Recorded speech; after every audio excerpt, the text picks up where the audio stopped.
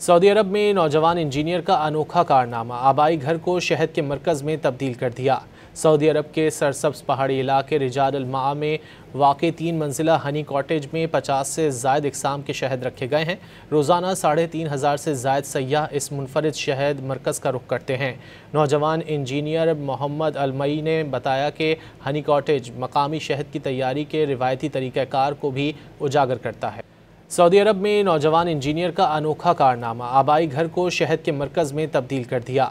Saudi अरब के सरसब्ज पहाड़ी इलाके रिजाद अल मआ में वाक़ई 3 मंजिला हनी कॉटेज में 50 से ज़ायद इक़साम के शहद रखे गए हैं। रोज़ाना 3500 से ज़ायद सयाह इस मुनफरिद शहद मरकज़ का रुख करते हैं।